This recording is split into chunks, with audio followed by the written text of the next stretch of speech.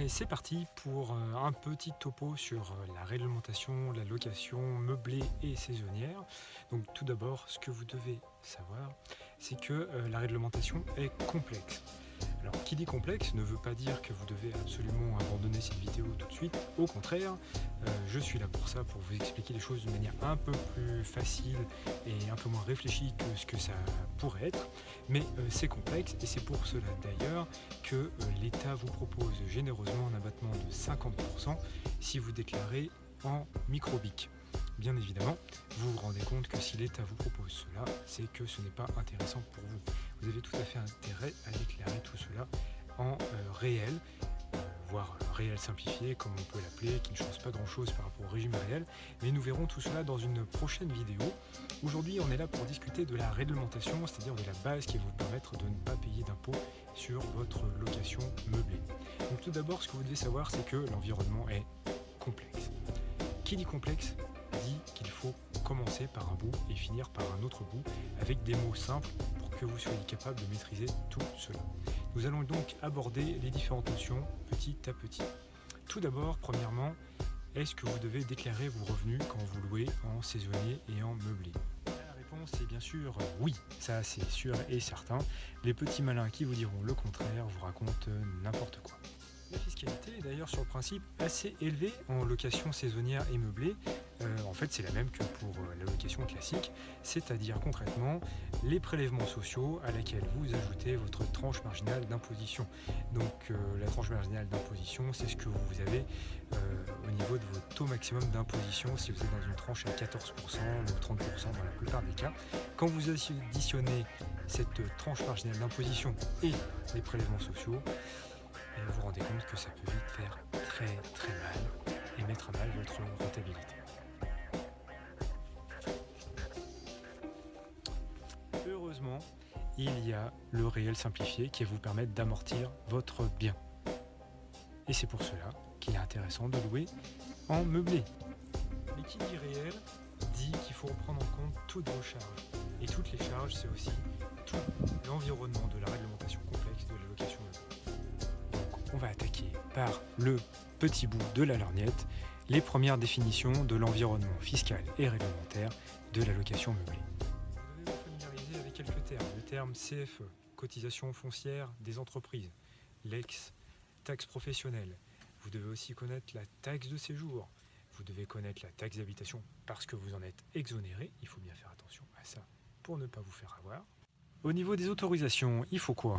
Premièrement, la loi Hoguet, vieille loi, mais qui s'applique toujours, dit qu'une location meublée saisonnière ne peut pas être louée plus de 3 mois consécutivement.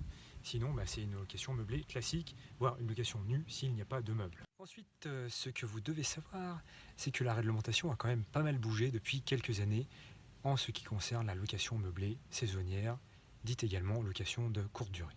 Tout d'abord, la loi Allure que cette chère Madame Duflot nous a mis en place. Que dit la loi Allure? La loi Allure est faite pour pour créer la possibilité de demander un changement de destination pour une location saisonnière. C'est-à-dire que ça a ouvert la voie à classer de manière définitive la location saisonnière en activité commerciale et industrielle, mais bon, surtout commerciale, au même titre que l'hôtellerie. Donc du coup, si vous êtes dans une grande ville, parce que la loi Allure s'applique principalement dans les grandes villes de plus de 200 000 habitants qui en ont fait le choix et donc qui ont délibéré à ce sujet, si vous êtes donc dans une de ces grandes villes, Paris, Lyon, Marseille, Toulouse, etc., Tours, etc., vous pouvez être soumis à un changement de destination. Alors ça veut dire quoi, changement de destination? Ça ne veut pas dire grand-chose à première vue, mais en fait ça peut vouloir dire beaucoup et surtout avoir de grosses conséquences pour vous. Un changement de destination, c'est le fait de demander l'autorisation à votre mairie ou à votre agglomération, enfin en tout cas l'entité qui instruit les permis de construire chez vous. Il faut donc lui demander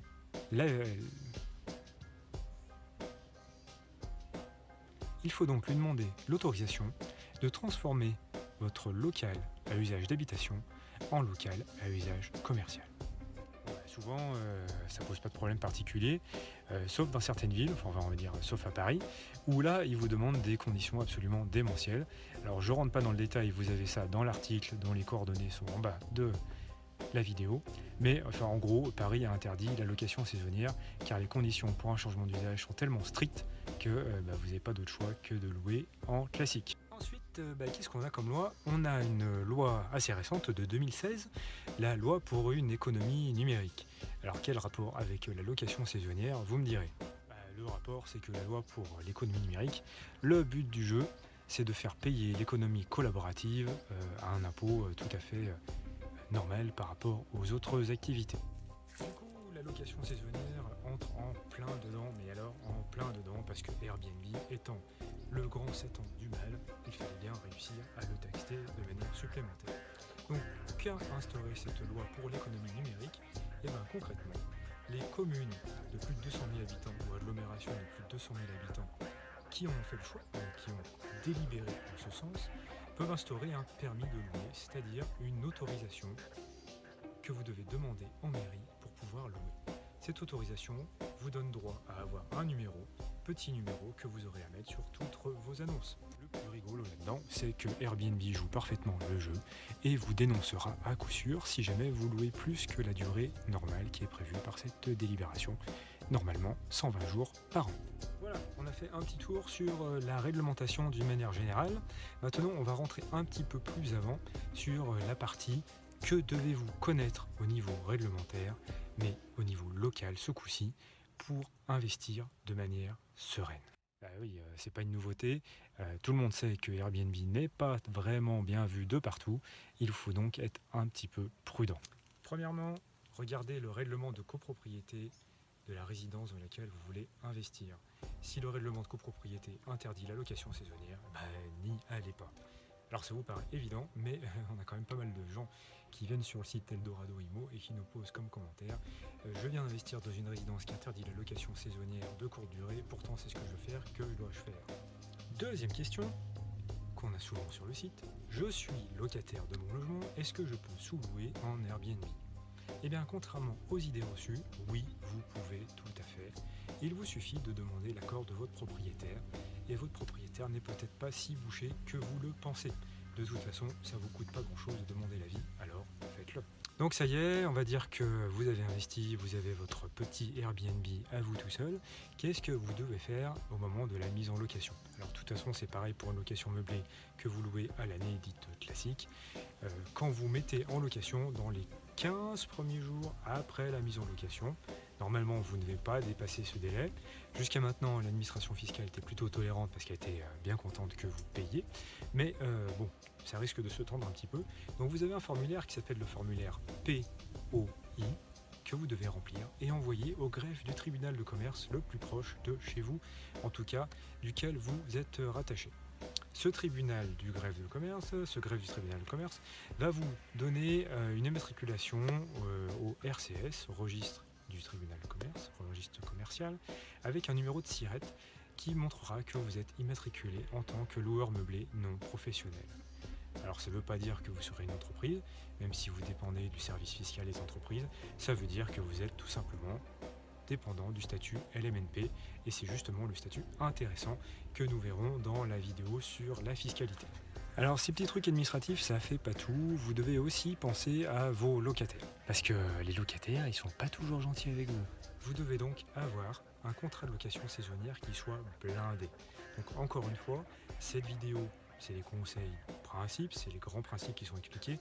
Vous devez, pour en savoir plus, pour avoir plus d'éléments, cliquer sur le lien en dessous de la vidéo qui vous emmènera sur le site du blog, où là vous aurez vraiment tous les éléments avec les astuces, les conseils pour contourner la réglementation ou en tout cas la mettre à votre profit et des exemples de documents qui vous permettront d'avancer un peu plus.